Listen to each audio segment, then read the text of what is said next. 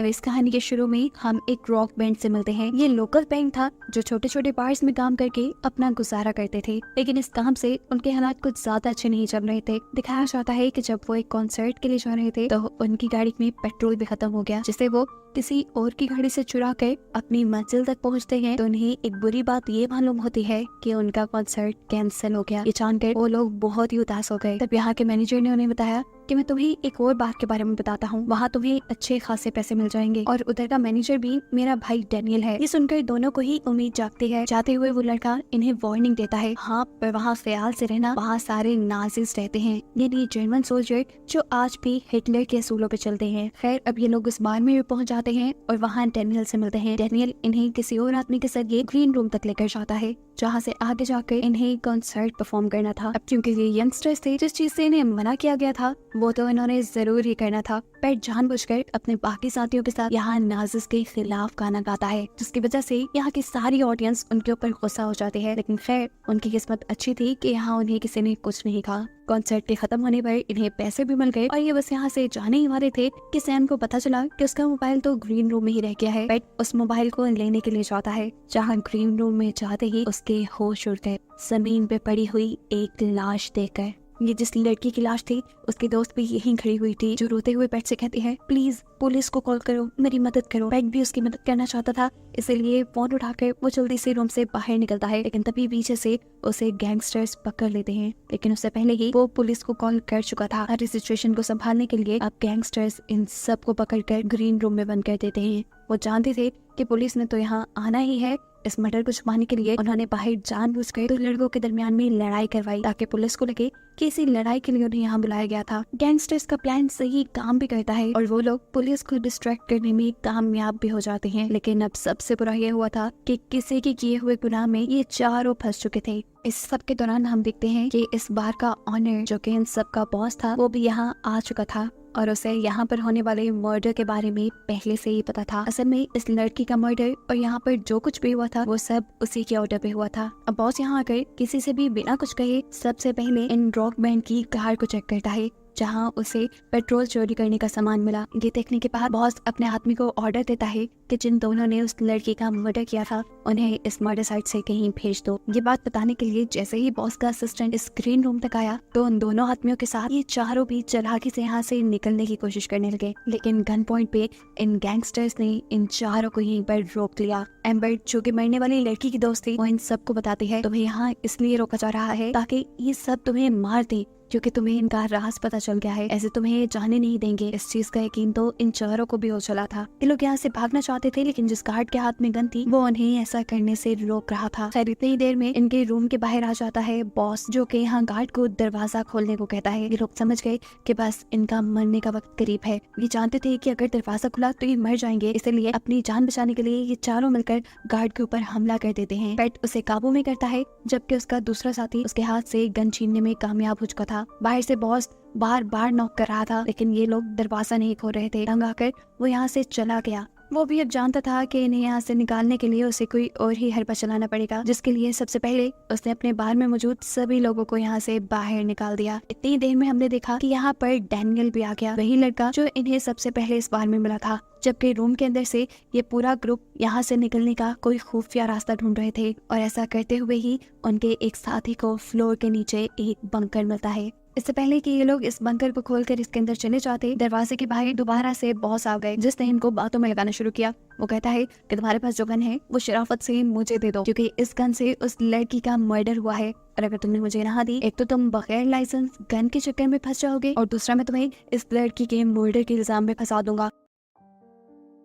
ये सुनकर ये लोग भी डर गए और पेट अब दरवाजा खोल के वो गन बॉस को बाहर देने के लिए जाता है। एम्बर, जो ऊपर रूम की वेंटिलेशन पर खड़ी बाहर की सारी सिचुएशन देख रही थी, वो देखते हैं कि बॉस के साथ लोग इन लोगों को मारने के लिए खड़े हैं, जो इनके दरवाजा खोलने के इंतजार में हैं। इससे पहले कि वो कुछ बताती, ये लोग गन के साथ पेट का हाथ भी पकड़ चुके थे। वो उसे खींच रहे थे, लेकिन यहाँ उसके बाकी साथी उसे बचाने लगते हैं और किसी तरह उसके हाथ को अंदर करके ये दरवाजा बंद करने में कामयाब भी हो जाते हैं। लेकिन इस सब के अंदर पेट का हाथ बुरी तरह कट चुका था और वो तड़प रहा था। इनके दरवाजा बंद करते ही वो गार्ड जिसको इन्होंने काबू किया हुआ था वो भी इन्हीं के ऊपर हमला करने वाला था, जिसके हमले से बचने के लिए एम्बर उसी के ऊपर हमला करते हैं। वो उसकी गर्दन पे चाकू रख चुकी थी और गलती से ये चाकू चल गया और एम्बर के हाथ से उस गार्ड का मर्डर हो गया। ये लोग पैनिक तो हुए, लेकिन कहीं ना कहीं ये लोग इस सिचुएशन के लिए पहले से तैयार हो गए थे, क्योंकि ये जानते थे यहाँ किसी न किसी को तो मरना ही है। खैर ये करने के बाद बॉस भी कमरे के बाहर से जा चुके थे। ये लोग दोबारा अपने मिशन पे यानी यहाँ से निकलने का रास्ता ढूंढने में लग गए। इन्हें जो फ्लोर के नीचे बंकर मिला था ये लोग उसमें जाने का फैसला करते हैं। इन्हें उम्मीद थी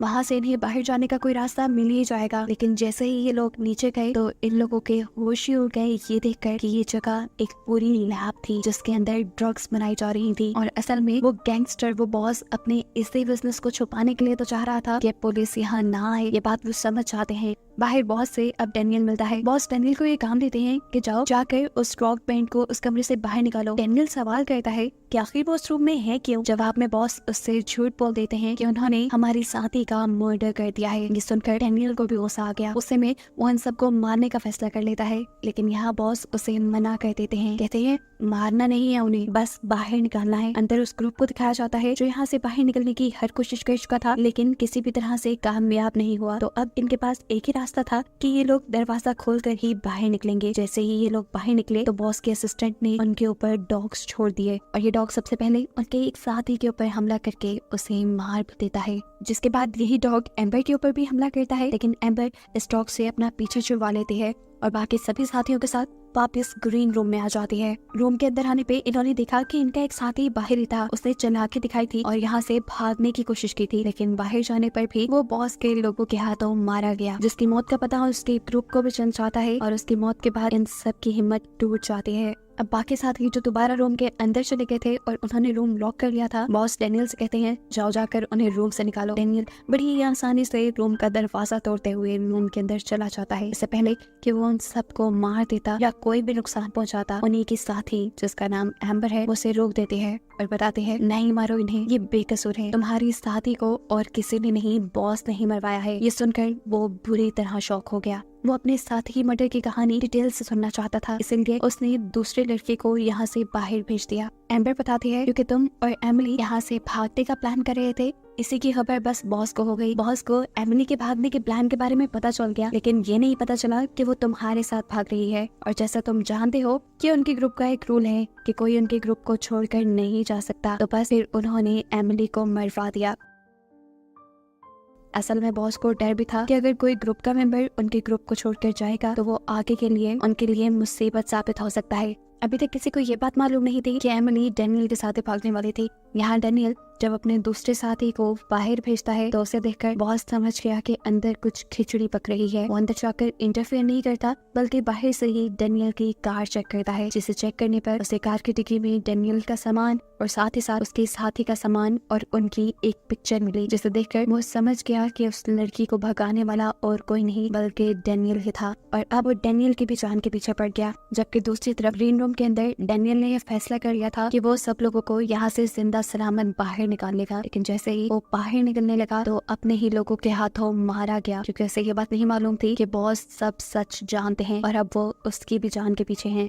बाहर तो ये निकल ही गए थे। ये लोग हिम्मत करते हैं आगे बढ़ने की, लेकिन अफसोस कि गैंगस्टर्स के लोग इनके ऊपर फायरिंग कर देते हैं, जिसके चलते सैम भी मारी जाती है। अब बचे थे पेट और एम्बर, जो दोनों डरते हुए दोबारा ग्रीन रूम के अंदर आ गए। वो बहुत ही ज्यादा डरे हुए थे, नहीं जानते थे कि उन्हें अब क्या करना है। बॉस भी अब दरवाजा खुलवाने की या उन्हें बाहर निकालने की कोशिश नहीं करते, बल्कि वहाँ पर अपना डॉग छोड़कर चले जाते हैं। यहाँ सिचुएशन इनके लिए थोड़ी सी कंट्रोल में आई थी। पेट जो कि बहुत ही टैलेंटेड था, वो अजीबोगरीब आवाजें निकाल कर डॉग को डराकर यहाँ से दूर भेज देता है। और फिर वो जो दो आदमी बॉस ने यहाँ इनको गार्ड करने के लिए छोड़े थे, पेट उन्हें भी उन्हीं की गन से मार देता है। दोनों गार्ड्स को मरा हुआ देखकर पीछे से बॉस का असिस्टेंट निकल कर आया, जो उन गार्ड्स को मरा देखकर और पेट के हाथ में गन देखकर पूरी तरह डर गया। वो जानता था कि पेट अब उसे मार देगा, लेकिन पेट ने उसे मारा नहीं, क्योंकि अब इसी से तो उन्होंने बॉस का पूरा प्लान सुनना था। असल में बॉस का ड्रग बनाने और स्मगल करने का बिजनेस था, इसलिए वो नहीं चाहता था कि पुलिस यहाँ पर आकर सबको पकड़े।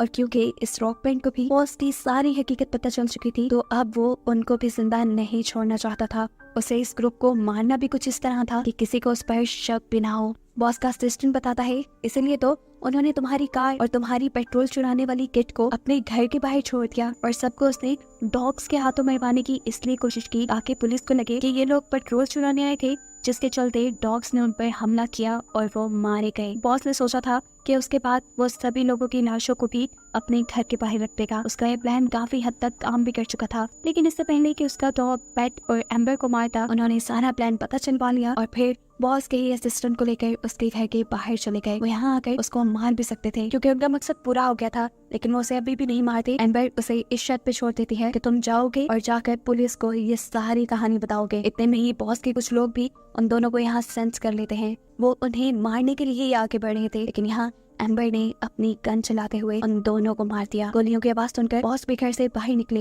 इन्हें देखते ही वो अपनी पिस्टल निकालकर इनको शूट करने वाले थे, लेकिन एम्बर उससे पहले ही उसी को शूट करके मार देती है, जिसके बाद दिखाया जाता है कि अब पेट और एम्बर ही जिंदा बचे थे जो यहाँ पुलिस का इंतजार कर रहे थे। इन्हें अपने साथियों के मरने का दुख था। दोनों खामोश थे और इन्हीं को दिखाते हुए ये कहानी यहाँ खत्म हो जाती है।